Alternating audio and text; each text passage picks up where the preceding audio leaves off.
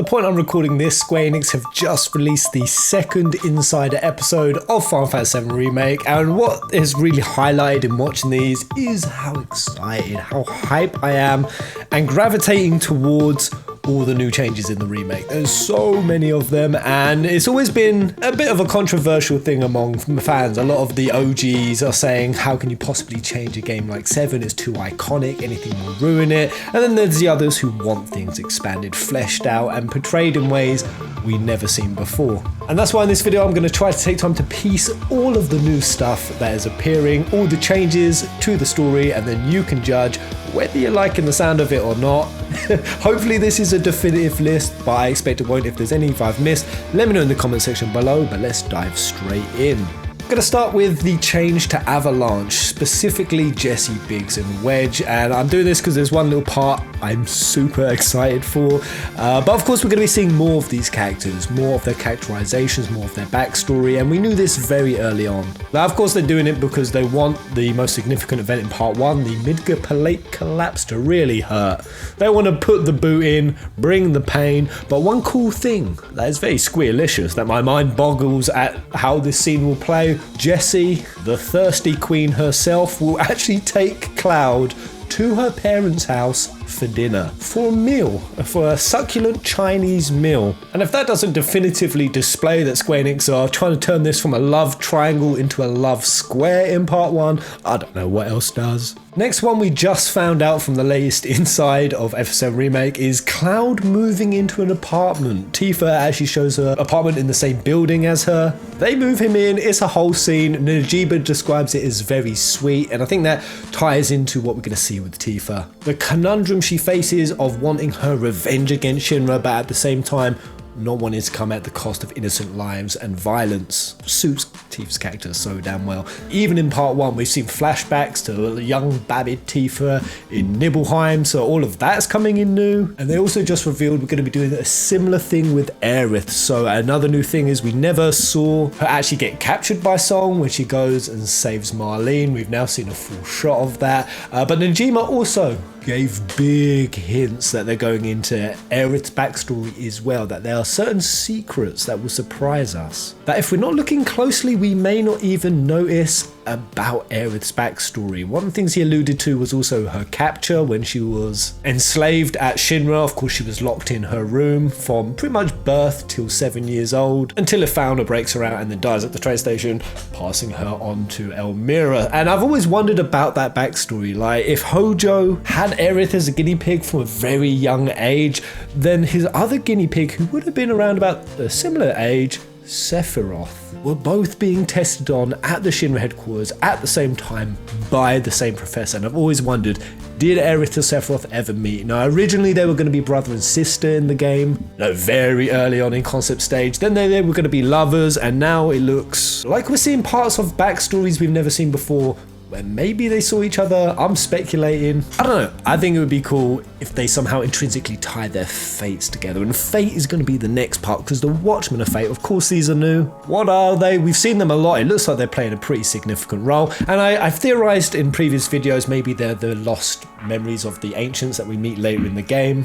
However, it's far more likely these are actually Sephiroth clones, because in the original concept of the game, the Sephiroth clones were not going to be people, but rather floating parts of Genova, who move through the air covered in their cloaks, and they would appear during important plot points. They even replaced Sephiroth in several scenes. But what's been curious is the directors have said only certain people can see them. And that's really strange, especially because we see them fighting the Watchmen of Fate, like Jesse and Biggs and Wedge and the whole crew there in a gunfight with them. So what I'm wondering is, as well as maybe Genova, do they represent corruption on a broader scale? Because of course we see them in this new inside shot, which I would assume at this point Sephiroth has made off with Genova's body. So why are they surrounding the building? I don't know, maybe it's because members of Avalanche and Cloud and Aerith, they have their eyes open to the corruption that's going on in this game. You know, they haven't drank the Shinra propaganda Kool-Aid. They eyes be open, they see shit how it is. And propaganda, that's going to be the next new significant introduction into this remake, because Midgar is changing hugely. They are expanding parts that we we never saw before. Not only other sectors, other regions, how they are culturally, they all have their individual kind of society. But Nomura went one step further. He's saying how they now do an upper plate to the nth degree. It's something he always wanted to do since the original. Kitase even said in the recent Inside is he was so surprised by how short Midgar was, that in his mind it'd always been way larger than just the 7 to 8 hours it realistically is. And that's why we're going to be seeing a lot of new stuff, including Shinra's propaganda. There's like TV adverts that they put on about upper plate living. Supposedly in the game we actually see Jesse hack through that news feed. And it all just ties into like even the way they did President Shinra as a hologram, the way the demo showed us that they were the ones who blew the reactor up just to blame Avalanche, and also pin it on the Wu-Tai War, which we've even seen Barrett twice, I think now, make references to Wu-Tai about them not being a puppet of them or for Shinra. And it all serves just to build a whole new, fresh, far more detailed, far more elaborate maze of the political situation going on in this game. The power plays, the characters, the movers, the shakers, Scarlet, Heidegger, them doing new things. I'm really curious to see Rufus Shinra. We've not seen him yet, but I'd even speculate and like to see the relationship he formed with the Turks. He actually kind of did that behind his father's back. He was going to betray his dad. And talking of betrayal, while I don't know this of certain, we've got new characters. Oh, loads of new characters. One of them specifically, Roche. He gives me a bit of a salty taste, like he knows Cloud and the gang. Like he's got a vendetta, and while we don't know much about him besides obviously being a soldier, some fans have theorized on who he could be from, is he someone similar to Kunsel, someone who Zack knew in the past, or was that soldier when Cloud was there? But the one I really like is, could he be that spare soldier who was there at the Nibelheim incident? There were two of them. Of course, we know that Cloud wasn't Zack and Zack wasn't Cloud, so Cloud was the other one. So who was the other soldier dude? And could that be Roche? It might sound like ridiculous overthinking, but considering Kitase himself has alluded that this guy does have a story, he does have a mysterious part to play in this tale. And while these aren't new characters, they seem new, and I'm sure we're going to be seeing them in a whole new way. Very specifically, we had Chocobo Sam. And when I first saw this, I didn't even know who this guy was, but he's the guy who actually escorted Tifa to the Don's mansion. He's an escort slash Chocobo breeder. We've also got the delicious Suckling, because the remake is bringing sexy back.